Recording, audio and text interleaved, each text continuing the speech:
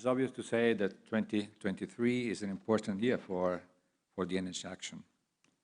COP28 will be an energy COP, and it brings a unique opportunity to drive this action towards a renewable-based energy transition. The past year has shown more than ever the consequences of tying economy to fuels that are prone to price shocks and supply risks, and fuels that are by the largest contributor to climate change. So it is a great pleasure to be back at the Atlantic Council's Global Energy Forum this morning. I hope the project start to be here focusing on priority for the energy transition in 2023 translate into meaningful action. We need urgent progress on the speed and scale of the transition this year.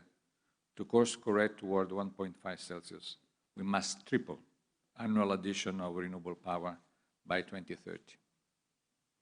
By the end of COP28, the reality of achieving our climate objective will be in plain sight with the conclusion of the first global stocktake process. We kick-started the discussion on this process yesterday at the IRENA 13 Assembly, and we already heard about the great disparity in the pace of change and the ability of countries to shape their energy future. We can afford to leave countries behind, particularly those with the least responsibility towards the climate crisis. But that is exactly what we are doing. Indeed, we must rethink the way international cooperation works. IRENA is acutely aware that the role of the private sector will be critical for the achievement of climate and development goals. We have been seeking to create different opportunities for closer cooperation, such as with the recently launched Alliance for Industrial Decarbonization. Now we have more than 30 companies, 30 important companies in the Alliance, and the Global Offshore Wind Alliance with very ambitious targets. So it must be clear that energy transition is not about a change of fuel. It is a systemic revolution. We need to shift our focus from supply side to the demand side, driving both development and decarbonization for a more resilient and inclusive world. Demand will also point us to new direction and priorities, warranting a closer scrutiny of the choice we are making. We need to reimagine and build the infrastructure of the future crossing the future across three pillars. On this, I love to say that it took more than 1 century to build the infrastructure, and as we say, physical, legal, policy, institutional capacity, education, to sustain the energy system based on fossil fuel. And we have also to understand why we are not going fast enough, because the direction of travel is clear, it's unstoppable. We are going to a new energy system that will be dominated by renewables with a complement of hydrogen, mainly green hydrogen and sustainable use of biomass. No one can stop this process.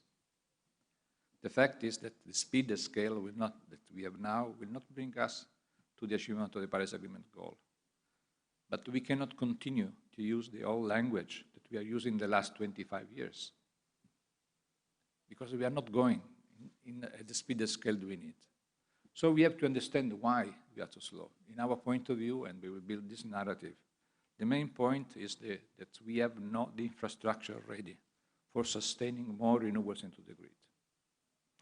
And remember, and I hope that I contain myself in the 5 minutes, but I wish to repeat this concept.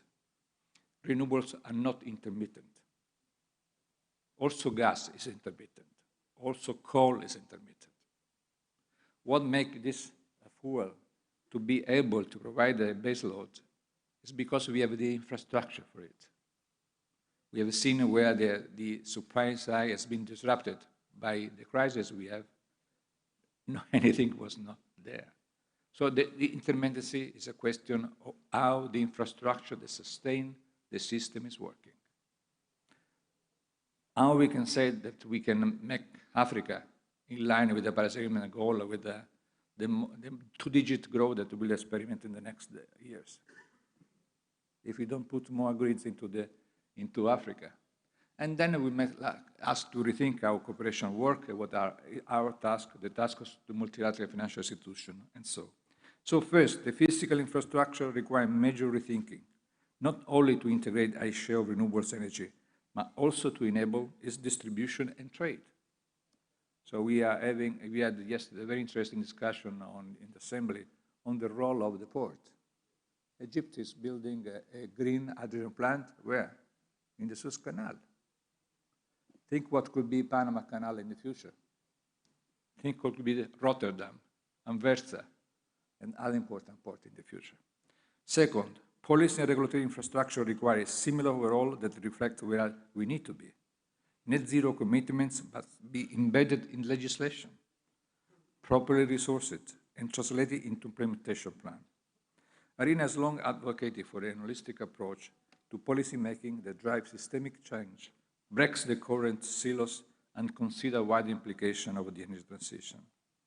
Finally, we need to pay close attention to infrastructure or institutional human capacity.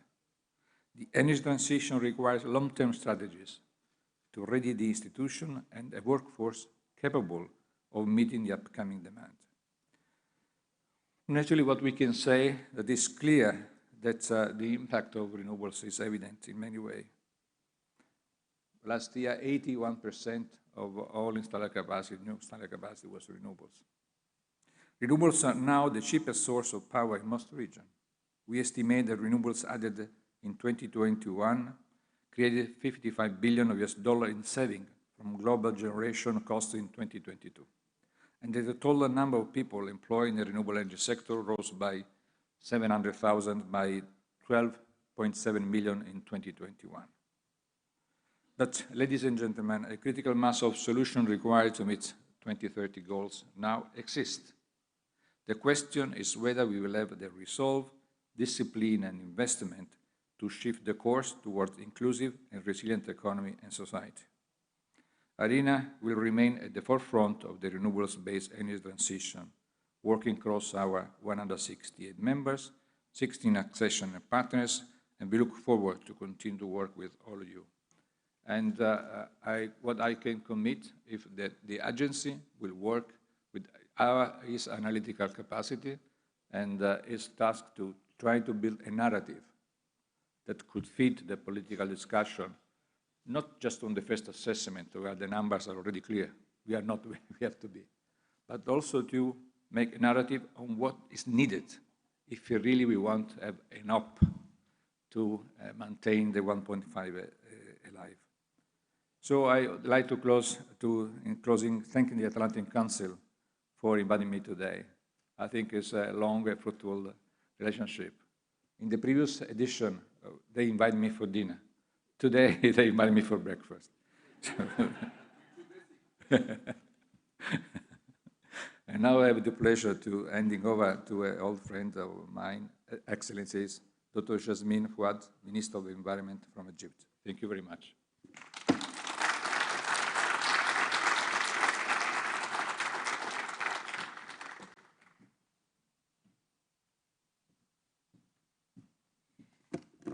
Good morning, everyone. Let me at the outset thank the Atlantic Council for convening the Global Energy Forum at a very critical time, very early in 2023. But let me wish us all, a happy new year, a year that's full of success and joy, but a year that is more of a climate proofing, a year that would prove that a clean energy transition is doable, is realistic, is implementable, and is replicated and upscaled. A couple of months ago, we all met in Sharm el-Sheikh, and we met in a very complicated situation, a situation where in 2022, the world was suffering from food security, energy crisis, geopolitics, but we add to that also the economic part and the supply chain. It was a moment that we all faced. It was not Egypt because of COP27 being hosted at the land of Sharm el-Sheikh, but it was a test for all of us on the credibility of the multilateral system. Will the climate agenda be at the top of our leaders?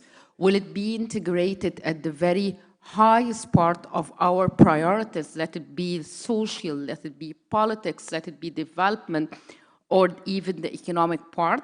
And that was a moment that we all faced the future generation, where we wanted to prove that this is a COP for implementation.